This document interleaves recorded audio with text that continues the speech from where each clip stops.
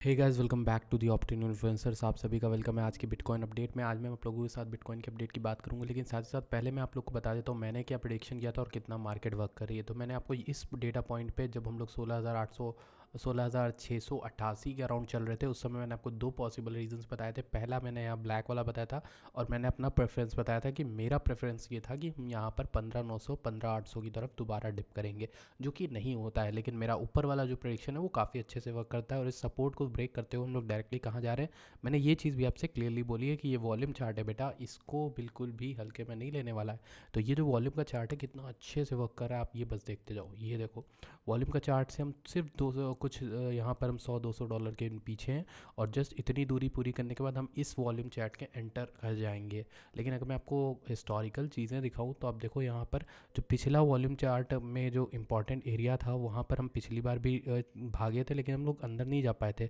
हालांकि इस बार एक दफ़ा गए थे और इस बार हम पहली बार जा रहे हैं 18 की ओर, और 18 में इनफैक्ट आ भी चुके हैं। तो हम लोगों के लिए पॉसिबल एक चीज़ है कि यहाँ पर फेडरल रिजर्व की मीटिंग भी आ रही है, तो यहाँ पर पॉसिबल रिजेक्शन के चांसेस हैं। इसलिए मैं बोल रहा हूँ कि अपना ध्यान रखना। अच्छा, क्या चीज़ है बता देता हूँ। उससे पहले आप अगर चैनल पे पहली बार हो तो सब्सक्राइब करके जाना और टेलीग्राम को ज्वाइन करना, डिस्क्रिप्शन में लिंक है। बात करते हैं हम लोग यहाँ पर स्टॉक्स की। तो यहाँ पर फेडरल रिजर्व का जो है डिसीजन आने वाला है। जैसे मैंने कल आप लोग को बताया था कि जो इन्फ्लेशन है वो कल कम आया है, सीपीआई डेटा आया है और मैंने अपने टेलीग्राम पे अपडेट कर दिया था।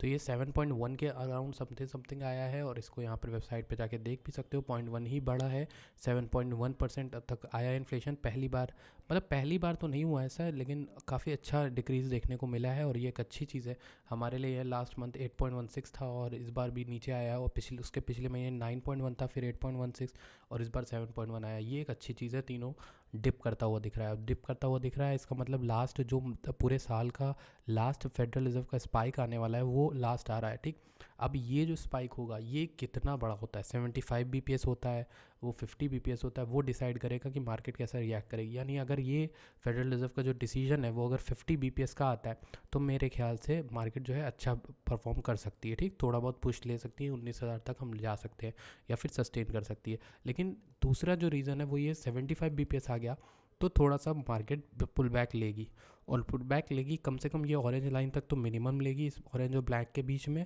दूसरा पुल बैक मेरा यहीं का है 15,000 वाला। ये दो एरियाज़ जो मैं देख रहा हूँ की पॉइंट्स हैं। ठीक, तो ये आपको याद रखने हैं। और फेडरल रिजर्व की मीटिंग जो है आज ही रात में आ जाएगी, तो आप ध्यान रखना। और अभी मैं वीडियो में इसीलिए बता दे रहा हूँ कि फेडरल रिजर्व की मीटिंग की तरफ अपना ध्यान ज़रूर रखे रहना।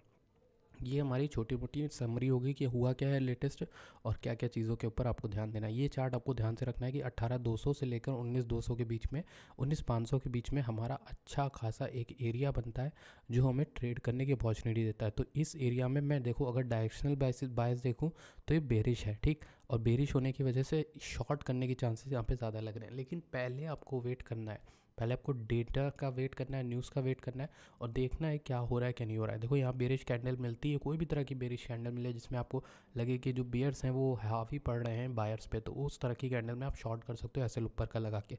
ये हमारा एक चार्ट है, इसमें भी मैंने आपको बताया हुआ था कि ये ऑरेंज वाले को रीटेस्ट करने के आएगा। अच्छा, एक इंटरेस्टिंग पैटर्न दिखाऊँ आपको, ये देखना कि जब भी हम एक अच्छा लेग बनाते हैं नीचे की ओर तो वहाँ से हम लोग थोड़ा बहुत उठते हैं। यहाँ पर हम उठे थे 40% लगभग।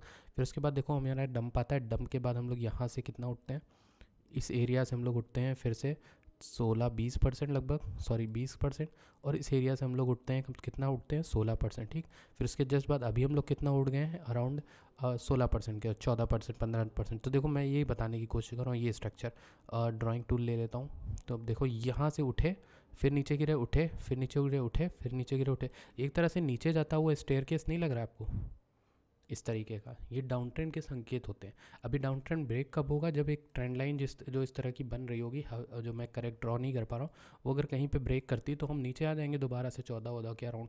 तो ये मेरा जो है एनालिसिस कहता है। अगर ये ब्रेक हो जाता है डाउन ट्रेंड, यानी हम इससे ऊपर कहीं पे क्लोज करने लगते हैं इस तरीके का, तो यानी हम मिनिमम अगर 20,000 आ जाएँ, 22,000 आ जाए, 24,000, तो वो हमें डाउन ट्रेंड टूटने का संकेत देता है और मिनिमम एक छोटी सी बुल मार्केट का हमें संकेत देता है। ये एक बुलिश मूव हो जाएगा हमारे लिए। अगर हम ओवरऑल पूरे क्रिप्टो मार्केट को देखो तो 879 बिलियन का मार्केट कैप चल रहा है। बीटीसी का मार्केट कैप काफ़ी सही है। और एसएनपी की बात करें तो एसएनपी जो है 4,000 के ऊपर दोबारा आ गया। क्यों, इन्फ्लेशन के जस्ट बाद ये कल पंप अच्छा खासा आया। और मैंने आपको दो रास्ते बताए थे, एक तो यही ऑरेंज वाली लाइन से उठ जाना और जो कि हुआ है। दूसरा रास्ता ये है कि 37-38 आ जाएगा। तो पहला वाला रास्ता जो हमारा है वो ऑब्वियसली वर्क कर गया, और ये जो ट्रायंगल बन रहा था ये इसके अंदर आने की कोशिश करेगा।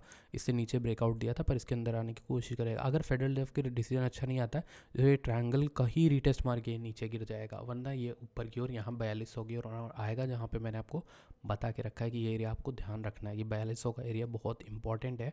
S&P को 4200 अगर ले जाता है तो BTC भी हमारा 18-20-19 हज़ार तक आराम से जा सकता है, अगर S&P इस तरह से बिहेव कर दे। कॉइन्स की बात करें तो कॉइन्स में मैं कुछ कॉइन्स को ले कर ही चलता हूँ। यहाँ पर बात कर लेते हैं, किस कॉइन्स की बात करते हैं, इथेरियम की बात करते हैं। चलो, इथेरियम का मैंने आपको एक टारगेट दिया था, याद होगा जिन लोगों को, जो लोग मतलब देखते हैं चैनल को, उनका एक टारगेट था बहुत पहले। ये वो एरो है मेरा, ये रहा वो एरो जो पर्पल लाइन के अराउंड था, और देखो एग्जैक्टली पर्पल लाइन पे हम गए भी, और पर्पल लाइन को रेजिस्टेंस भी लिया। तो जो ट्रेड लेने वाले बंदे थे वो ऊपर से यहाँ पे आके रेजिस्टेंस में ट्रेड लिया, यहाँ से ट्रेड लिया, अच्छा खासा लॉन्ग का ट्रेड वर्क कर रहा होगा। तो इस तरीके से अभी ये परफेक्ट एरिया है अगर इथेरियम को शॉर्ट करना हो। अगर BTC में मतलब बैड न्यूज़ आती है, फिर फेडरल रिजर्व का इंक्रीज जो है वो ख़राब आता है। आपको पता है 75 BPS या फिर 100 BPS लगता है तो बहुत खतरनाक मार्केट रिएक्ट करेगी और नीचे की ओर गिरेगी। दूसरी चीज़, एक और चीज़ देखता हूँ, मैटिक को देखता हूँ। मैटिक क्या कर रहा है? मैटिक अभी भी उसी ऑरेंज बैंड में फंसा हुआ जो मैंने आपको बताया था कि यहाँ पर फंसा रहेगा। इसका एक बिहेवियर ही इस तरह का है कि ये फंस जाता है। बात करते हैं ईवमॉस की। ये एक ऐसा कॉइन है जो काफ़ी ज़्यादा डंप कर गया है और इसके बारे में मैंने बात नहीं की आप लोगों से, लेकिन अभी मैं बात कर रहा हूँ क्योंकि देखो ये जो कॉइन है बहुत ज़्यादा माइन्यूट अप ट्रेंड में और बहुत रिस्की जो कॉइन थी वो मैंने आपको बताया हुआ था, याद करो। यहाँ पर ये जो मेरा ये पूरा एनालिसिस है लिखा हुआ है प्रीमियम मेंबर्स के लिए, कि इसमें हम लोगों ने जो किया था वो पूरा रिस्क फ्री हो गया था, इसमें एक्स्ट्रा एंट्री नहीं लेनी थी। ये हमारा $100 का जो है अच्छा खासा कई बार यहाँ पर भी बाउंस देके गया और हमने काफ़ी मनी भी बनाया, और रिवॉर्ड्स में इसमें ज़्यादा मनी बन रहा था। अभी फ़िलहाल के लिए डंप हो गया है तो इसको लेना नहीं है, इसकी फ्रेश एंट्री आपको नहीं लेनी है। जो ले लिया है उसी को ब्रेक इवन आने पे एग्जिट कर देना। फ़िलहाल के लिए ईवमॉस को अभी एक्यूमुलेट नहीं करना, क्योंकि मुझे फंडामेंटल वाइज भी अभी थोड़ा डिक्लाइन होता दिख रहा है और बाकी कुछ इंटरेस्टिंग दिख नहीं रहा है। इसलिए मैं आप लोग से खुले खुला बोल रहा हूँ, मैंने ही आपको इसमें प्रॉफिट कराया, मैं ही वो गाय हूँ। अब मैं ही आपसे बोल रहा हूँ कि अभी नई बाइंग नहीं करनी। जिन्होंने ले लिया वो रख सकते हैं पर नई बाइंग नहीं करनी है, ठीक। अब बात करते हैं यहाँ पर एटम की। तो एटम क्या कर रहा है, देखो दोबारा से रीटेस्ट मारने आया था इस पर्पल लाइन को जो कि हमारा 10 का एरिया है। तो 10 जो है एक इंपॉर्टेंट एरिया है, तो एटम को शॉर्ट करना हो तो इस एरिया से करना। ऊपर SL लगा के, SL हिट हो जाता है तो लॉन्ग ले लेना, क्योंकि ये ऊपर ही जाएगा फिर रिक्लेम करने के लिए। ये एक चीज़ है। बाकी बात करते हैं हम लोग किस कॉइन कर लेते हैं। लेट्स सी SCRT क्या कर रहा है। SCRT का मैंने ये बात कुछ बताया हुआ था आपको, तो बात तो बढ़िया चल रहा है। मैंने आपको उस समय नीचे का बताया था और ऊपर का भी बताया था। तो ऊपर का तुमने रिक्लेम नहीं किया तो ऑब्वियसली नीचे ही आएंगे। ये जब टूटा तो आपको समझ में आ जाना चाहिए था। जब समझ में आया होगा तो आपने देखा 67 तक आए, और मैंने आपको बताया हुआ था 62 तक मिनिमम आ सकते हैं। तो 62 तो नहीं है, 67 आए हैं, वहाँ से 72 का जंप मार गए। अगर मार्केट सही रहती है तो दोबारा से 76 तक का मिनिमम आ सकते हैं। अगर मार्केट सही नहीं रहती है, न्यूज़ बेरिश आती है, उस तरह से रिएक्ट करना, 62 का वेट कर लेना। SCRT को एक्यूमुलेट करने का काफ़ी अच्छा टाइम चल रहा है। मैं अभी भी इसको लेके उतना बेरिश नहीं हूँ, मुझे लगता है लॉन्ग टर्म में ये काफ़ी अच्छा प्रॉफिट अभी भी देने के चांसेस रखता है। तो कुछ भी ऐसा ख़राब मुझे यहाँ पर नहीं दिखा है कि जो मैं इसका अपना जो थीसिस है वो बदल लूँ। हालांकि मैंने आपको एक और चीज़ बताई थी, ये मेरा एनालिसिस था ये किसको लेकर, डॉलर कॉस्ट इंडेक्स को, सॉरी डॉलर करेंसी को लेकर।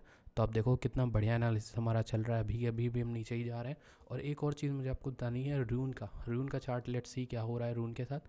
तो रून रिक्लेम कर गया हमारे जो ये वाला एरिया था इसको दोबारा से, तो ये हमारी अच्छी खासी चीज़ हो गई। देखो मैंने आपको यहाँ पे बोला था कि रिजेक्शन शॉर्ट वॉट भी करने का, और ये रिक्लेम कर देता है, इससे ग्रे वाले एरिया से बाहर जाएगा तो आपको प्रॉफिट होना स्टार्ट हो जाएगा। जिन भी लोगों ने रून को बाय किया नीचे, उन लोगों का सबसे बढ़िया चीज़ है कि उनका प्रॉफिट हुआ होगा। यहाँ पर $1 के अराउंड, मैंने 90 सेंट का बोला था लेकिन $1 में भी आपको बाइंग करने के लिए बोला हुआ है।